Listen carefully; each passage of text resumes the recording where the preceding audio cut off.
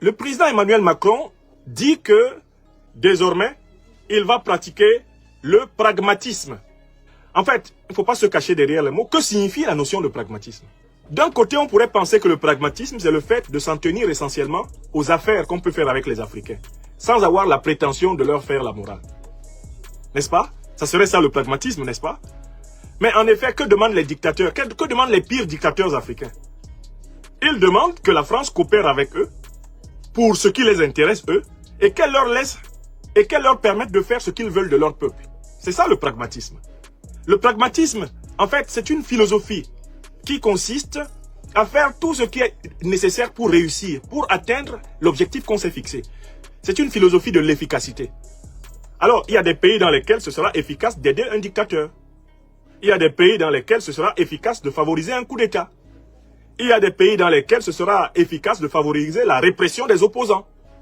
Puisque le pragmatisme, c'est une philosophie dans laquelle tous les moyens sont bons pourvu qu'ils soient efficaces. C'est ça la définition. L'un des plus grands penseurs du pragmatisme, de mémoire, William James, l'un des théoriciens du pragmatisme américain, disait ceci: la vérité, c'est ce qui réussit. Le salaire du brigand blanchit son brigandage. Que veut dire William James? Il veut dire que pour quelqu'un qui est pragmatique, tous les coups sont permis. L'essentiel est qu'il réussisse. Ça veut dire que si la France veut l'uranium du Niger, et que pour l'avoir presque gratuitement, ou gratuitement, il vaut mieux imposer Bazoum et la fraude électorale, ben on va imposer Bazoum et la fraude électorale. Donc en fait, tout dépend de l'intérêt qu'on recherche. Si on recherche un intérêt et qu'on est pragmatique, on utilise tous les moyens pour y parvenir.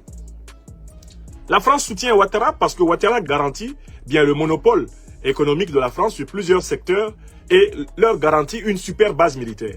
Imaginons qu'Alassane Ouattara pique une colère et qu'il décide de ne plus garantir cela. Alors ça sera pragmatique de le faire renverser. Vous avez bien compris?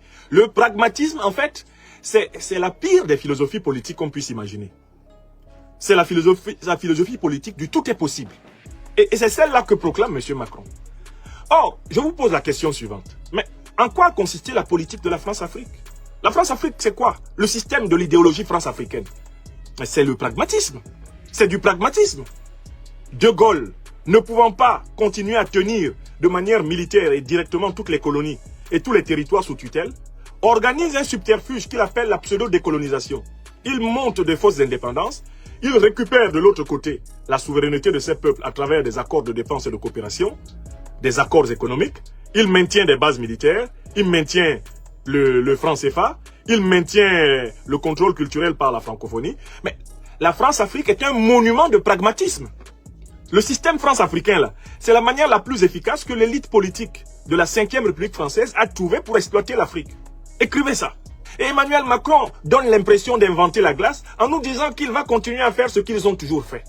Si votre politique en Afrique est une politique pragmatique, cela veut dire que vous vous engagez à faire tout ce qui est de nature à satisfaire vos intérêts. Et que vous êtes prêt à vous adapter avec les Africains qui seront adaptés à vos intérêts. S'il y a un dictateur qui garantit vos intérêts, vous le soutenez. Si un dictateur ne garantit pas vos intérêts, vous soutenez ses opposants pour le renverser. C'est tout, mais c'est ce que vous avez toujours fait. Donc je voudrais commencer par contester l'idée qu'il y a un changement dans la politique africaine de la France, dès lors que le président Macron lui-même a lâché le mot, il va faire preuve de pragmatisme. Alors, il est allé plus loin en disant qu'il va faire preuve de pragmatisme comme les autres puissances. Le problème, c'est qu'il n'a peut-être pas noté que la puissance russe a été présente aux côtés des peuples africains dans le cadre de la lutte anticolonialiste. La puissance chinoise aussi. Donc, en fait, les Russes et les Chinois ont un avantage historique. Ce n'est pas une affaire de pragmatisme. Ils ont été compagnons des luttes de libération africaines. Alors que la France était du côté de la domination de l'Afrique, mais la Russie, la Chine, le bloc socialiste était du côté du soutien au mouvement de libération. C'est une différence de taille qui fait que la différence entre la France et la Russie, par exemple, en Afrique, ce n'est pas simplement une différence en matière de pragmatisme. La Russie n'est pas plus pragmatique que la France. Ce n'est pas là la différence. La différence est la suivante. Les Africains ne se souviennent pas d'avoir été esclavagisés, colonisés, néocolonisés par la Russie ni par la Chine. Ils se souviennent bien au contraire que lorsque les mouvements de libération s'étaient levés, eh bien, dans le hinterland africain, pour combattre les puissances coloniales françaises, anglaises, portugaises, espagnoles, italiennes, qui soutenaient les Africains, eh bien, ce sont les Soviétiques, ce sont les Chinois, ce sont les Cubains. Donc, l'erreur que commet le président Macron, c'est de ne pas se rendre compte que le mal est plus profond qu'une simple affaire de politique commerciale. La différence entre les relations russo-africaines, les relations sino-africaines et les relations occidentalo-africaines, en tout cas franco-africaines, c'est que les relations franco-africaines ont un passif très lourd. Ce passif lourd-là, la Chine ne l'a pas. Non pas parce que la Chine n'était pas là, mais parce que la Chine a choisi de soutenir les mouvements d'indépendance.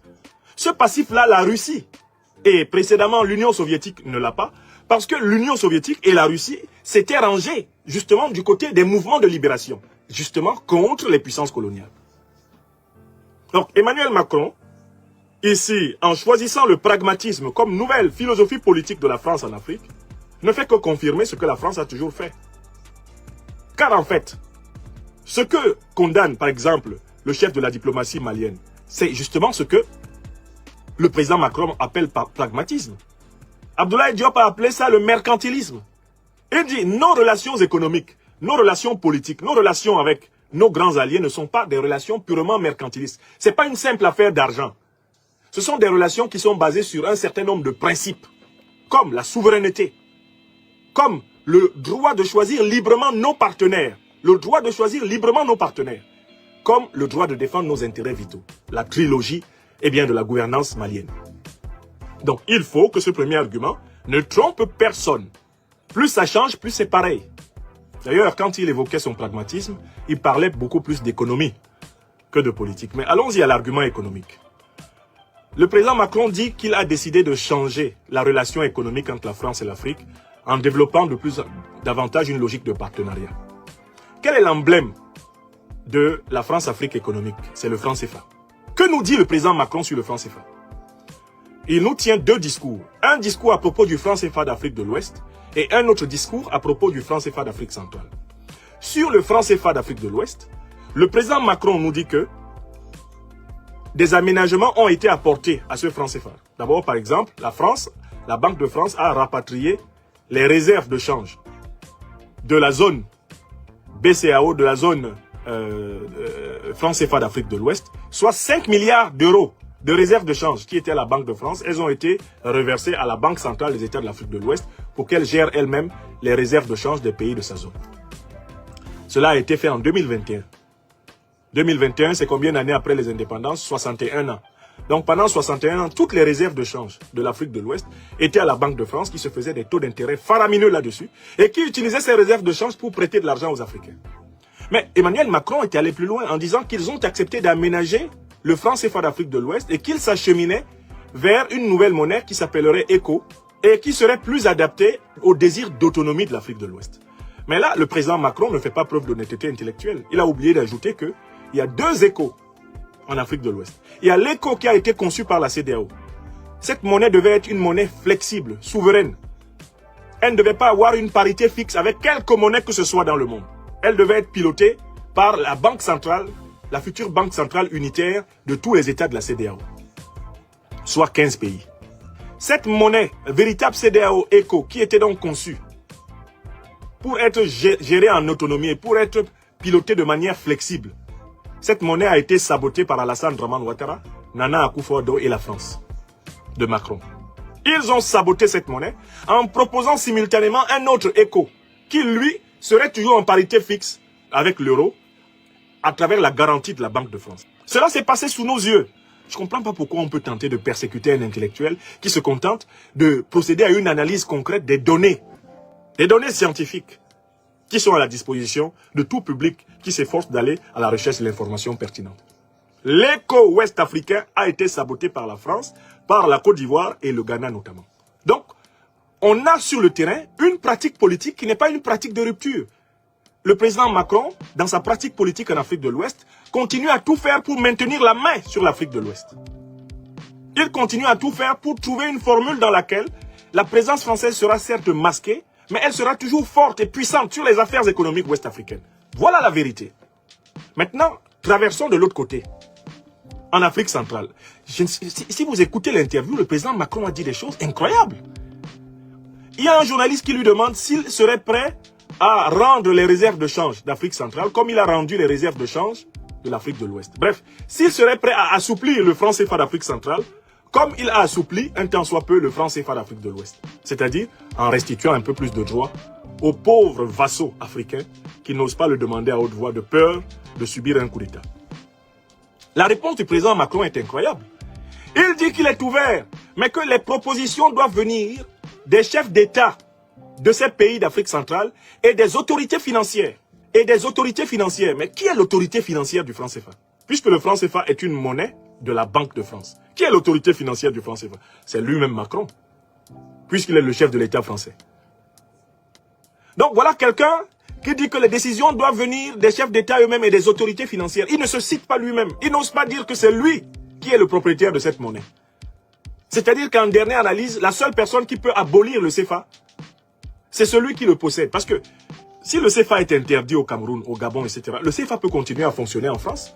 D'ailleurs, Emmanuel Macron a bien dit que Djibouti, c'est à part. Le traitement des affaires de Djibouti ne va pas ressembler au traitement des affaires du reste du continent africain. Donc on peut continuer à utiliser un CFA pour le Djibouti, peut-être un CFA pour les Comores, etc. On peut continuer. Le CFA peut parfaitement survivre à son départ du continent africain. Le CFA peut partir de la zone BCAO, il peut partir de la zone CEMAC et continuer à vivre à la Banque de France à travers Djibouti ou je sais pas les Comores. Ils peuvent même toujours l'utiliser ailleurs. Ils ont le franc polynésien et consorts. Ils peuvent continuer à utiliser leur planche à billets ailleurs. Ils peuvent continuer à les utiliser ailleurs. La monnaie CFA n'est pas une propriété des États africains. Il faut que les Africains sachent, ce n'est pas une monnaie qui appartient aux États africains. C'est une monnaie qui appartient à l'État français. C'est une monnaie de la Banque de France. Elle a été créée par la Banque de France. Elle n'a pas été créée par les banques africaines. Ce n'est pas une monnaie africaine souveraine. C'est une monnaie issue de l'empire colonial français et qui a servi à maintenir l'emprise économique de la France sur ses anciennes colonies, anciens territoires sous tutelle. Si on devait écrire correctement la phrase du président Macron, ce qu'il dit très clairement, c'est que les chefs d'État d'Afrique centrale doivent en décider sous sa supervision, puisque c'est lui qui est l'autorité financière. C'est-à-dire, s'ils sont courageux, Biya, Sassou, Déby Mahamat, Touadéra, Obiangema, s'ils sont vraiment courageux, qu'ils viennent devant moi, Emmanuel Macron, chef de l'État français, président de la République française, me dire qu'il faut abolir le CFA. Or, vous savez très bien que pour que ces créatures de la France-Afrique osent dire cela à leur patron, au chef suprême de la structure, il leur faut avoir pris quelques décisions de type suicidaire. Parce que dire cela, c'est par définition obliger le pragmatisme français à envisager le renversement de ces régimes. Oui ou non? Je recommence, parce que comme on nous a dit que la philosophie politique de la France-Afrique, c'est le pragmatisme. Imaginez donc des gens qui doivent leur pouvoir à la France-Afrique, les Bongo, les Biya, les Sassou. Imaginez que les Déby osent demander l'abolition de la monnaie de leur puissance tutélaire. Mais ça s'appelle en fait une invitation à se prendre un coup d'État dans la gueule. Ils savent très bien en Afrique centrale que le premier qui se met au carrefour pour dire qu'il met fin à cette monnaie, il faut qu'il soit assuré que dans les jours à venir, il y aura du rififi dans sa capitale. Et aujourd'hui, si le président Touadéra est sur le qui-vive, c'est à Pouawa oser mettre en place une crypto-monnaie. Il n'a même pas aboli, il ne s'est même pas retiré du franc CFA. Il a voulu juste mettre en place un double système monétaire. Une crypto d'un côté et de l'autre côté le franc CFA. Cela lui coûte des menaces. Des menaces très explicites au point même qu'il y a eu la proposition américaine qui lui a été faite récemment. C'est de chasser les Russes. S'il ne chasse pas les Russes, alors lui-même il sera considéré comme un criminel et il va subir les sanctions américaines comme l'Iran, comme la Corée du Nord, etc. Voilà ce qu'ils ont fait. Voilà ce qu'ils ont fait. Voilà ce qu'ils disent. Donc il faut que vous compreniez que ni en Afrique de l'Ouest, ni en Afrique centrale, le président Macron ne s'engage à changer de politique. Les tournées ont pour but de rappeler aux uns aux autres, nous vous tenons. Faites gaffe. Nous sommes encore capables de vous faire payer les écarts par rapport aux promesses et par rapport à ce que nous avons fait pour vous. Vous êtes là grâce à nous. Et il a déployé un troisième argument, c'est la vision sécuritaire, on peut dire la vision militaire de la France. Alors, dans cette vision sécuritaire et militaire, le président Macron a dit que désormais, on va aller vers une réduction de la présence visible de l'armée française en Afrique et on va aller davantage vers une cogestion des principales bases militaires françaises d'Afrique. 2 phrases. Examinons chacune des idées pour montrer en quoi c'est faux. Écoutez bien l'expression. On va réduire la présence militaire visible. En bon français, le président Macron veut nous dire qu'on va réduire la présence militaire visible, mais pas invisible. Écrivez ça. C'est la présence militaire visible qu'on va réduire, mais pas la présence militaire invisible. Ça veut dire que la part de l'espionnage et du contre-espionnage va augmenter par rapport à la part de la présence militaire directe physique. Vous voyez le pragmatisme? Le pragmatisme, c'est pour le président Macron de faire semblant de partir par la porte et puis de rentrer par la fenêtre. Donc nous allons réduire le nombre de militaires visibles et nous allons augmenter le nombre de militaires invisibles. Puisqu'on ne réduit ni la... On ne veut pas réduire la présence visible et invisible. On ne veut vraiment pas se retirer d'Afrique. On ne veut pas arrêter de contrôler les Africains. On ne veut pas arrêter de surveiller les Africains. Alors, on a décidé de les surveiller, mais désormais de manière invisible. Voilà pourquoi on ne va réduire que la présence militaire visible. C'est-à-dire ceux qu'on peut voir avec les yeux, là, ils seront moins nombreux. Mais ceux qu'on ne peut pas voir, ils seront plus nombreux. C'est-à-dire qu'on va remplacer les bataillons visibles par des bataillons invisibles. Les soldats visibles, reconnaissables à leur uniforme, à leur camp militaire, ils seront remplacés désormais plutôt par des espions ou alors même par des espions infiltrés dans les armées. Donc, sur le premier point, le fait que le président Macron nous ait donné ce détail, l'occupation visible, est de sa part vraiment une très grande générosité intellectuelle. Ceux qui n'ont pas l'oreille politique cultivée n'auraient pas entendu ce qu'il veut dire. Maintenant, vous avez bien entendu. On va réduire la présence visible. Il n'a pas dit on va réduire la présence invisible. Il n'a pas dit on va réduire la présence visible et invisible. Non, que la présence visible. C'est-à-dire, on va être moins apparent. Mais attention, on va être moins apparent, ça ne veut pas dire qu'on va être transparent. On va tomber dans l'opacité, on va être opaque maintenant. On sera là où vous ne croyez pas que nous sommes. On sera là sans que vous sachiez que nous sommes là. Puisque vous ne voulez pas nous voir, nous, effectivement, on va s'effacer. Mais on sera là. Vous notez ça? Est-ce que ça, c'est un discours de rupture? Est-ce que c'est un discours de rupture qui consiste à dire nous allons réduire notre présence visible? La véritable rupture consisterait à réduire la présence visible et invisible, à respecter la souveraineté des peuples, à accepter les processus politiques endogènes africains, à les reconnaître comme tels, à laisser les peuples africains disposer d'eux-mêmes. N'est-ce pas? Or, là, il n'en est pas question. Mais la deuxième idée, nous allons réduire la présence visible. Nous dit le président Macron, nous l'en remercions. Monsieur le Président, chapeau, grâce à vous, nous savons que vous allez augmenter la présence invisible. Mais il y a une deuxième chose que le président Macron dit.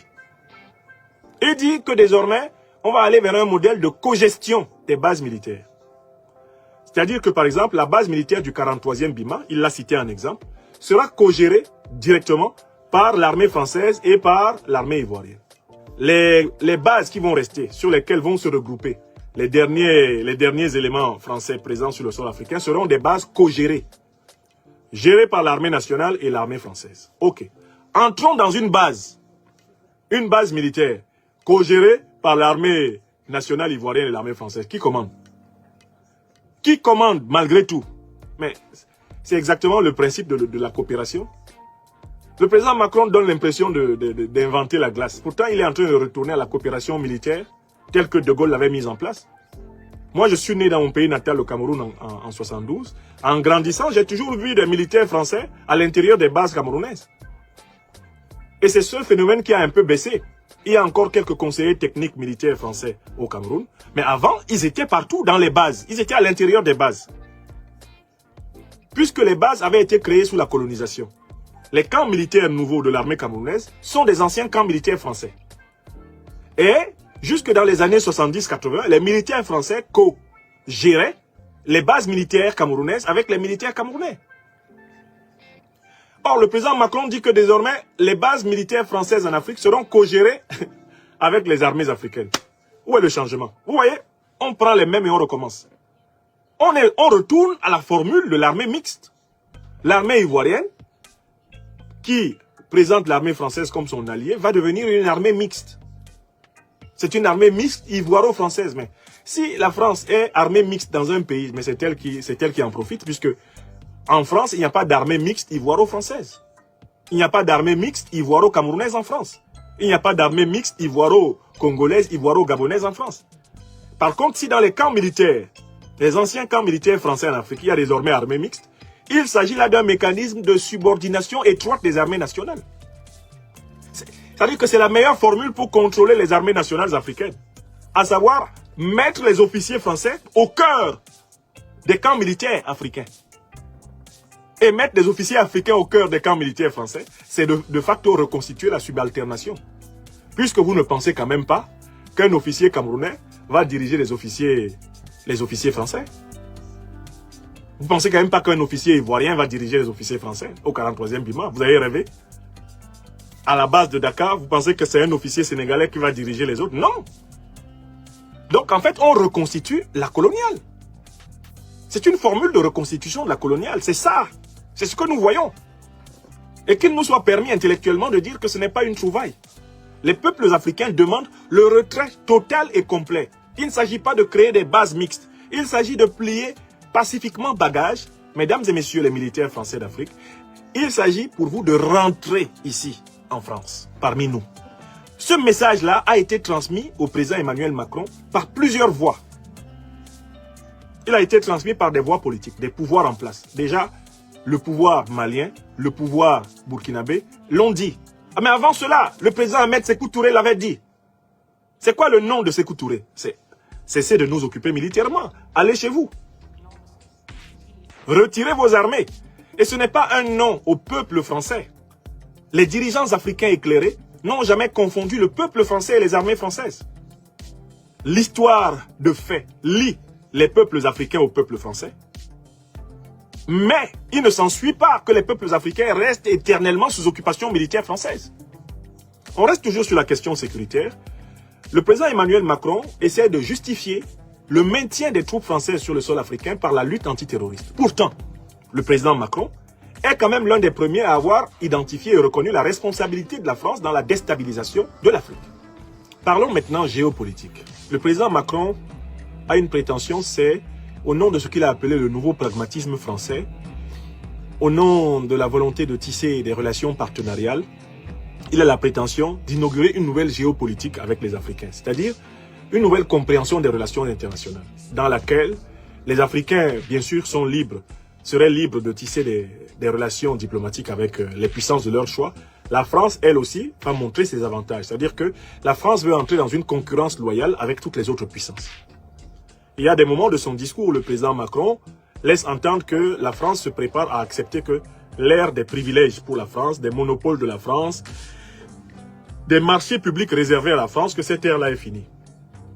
Le président Macron semble laisser penser que la France serait prête à entrer vraiment dans une relation où elle sera un partenaire comme les autres. Ça, c'est ce qu'il dit. Mais regardons ce qu'il fait, au moment même où il le dit.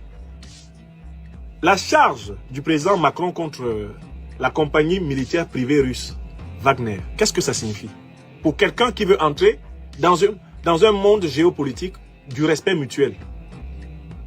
Quelqu'un qui veut entrer dans un monde géopolitique où on n'empêche pas les autres de développer leurs relations internationales comme ils les entendent.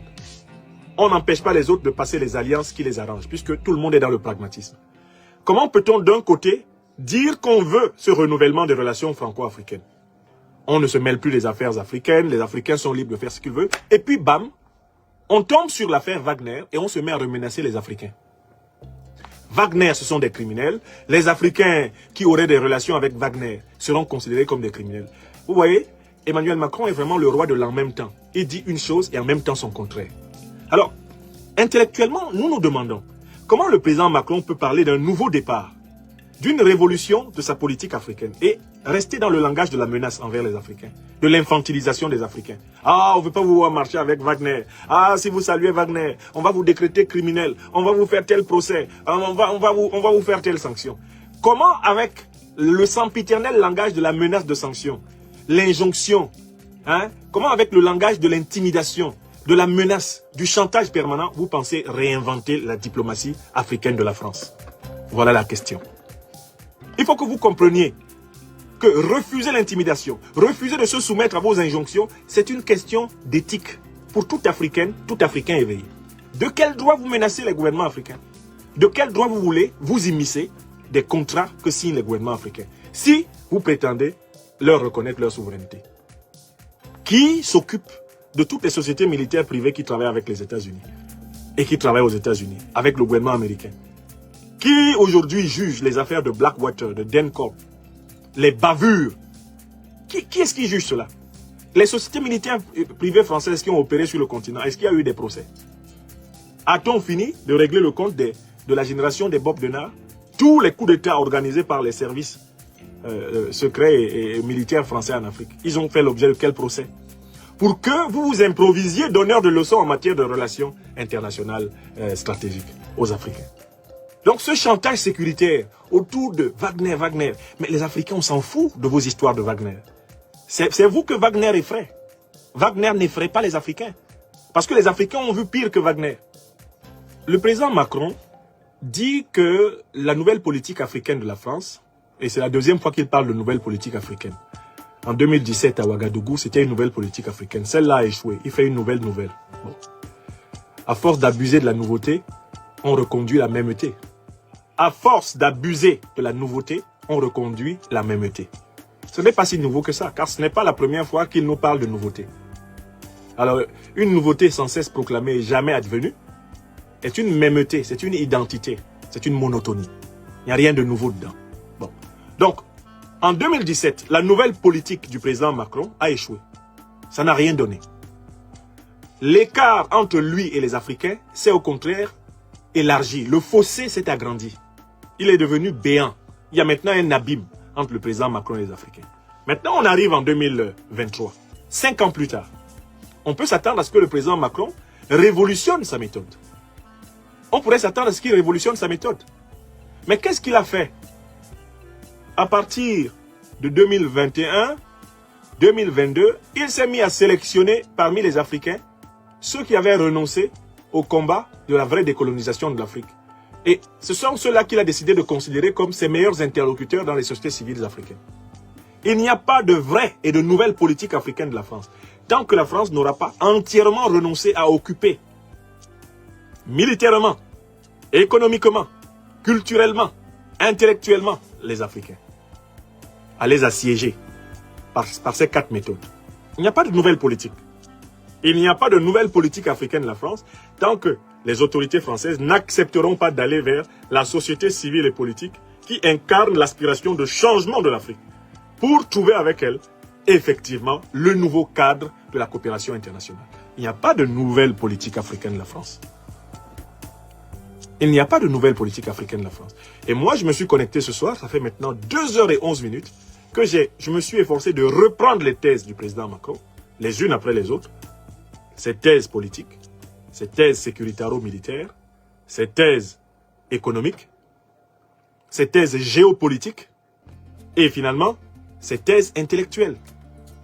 Tant qu'il n'a pas accepté, tant que l'establishment politique français n'a pas accepté la révolution de son paradigme, c'est-à-dire concevoir la puissance de la France sans l'exploitation de l'Afrique, il n'y aura pas de nouvelle politique africaine de la France. Par contre, la France va se retrouver dans une situation où elle va aller de revers en revers, d'échec en échec. Les peuples se sont mobilisés, elle est partie du Mali. Ils se sont mobilisés, elle est partie du Burkina. Ils vont se mobiliser, elle va partir du Niger. Ils vont se mobiliser, elle va partir du Tchad. Ils vont se mobiliser, elle va partir de Côte d'Ivoire. Ils vont se mobiliser.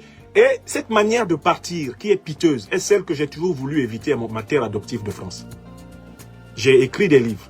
J'ai donné des milliers de conférences, dont des centaines en France, pour expliquer à l'opinion française, aux politiques françaises, aux élites françaises, qu'il fallait anticiper sur cette mutation profonde des sociétés africaines.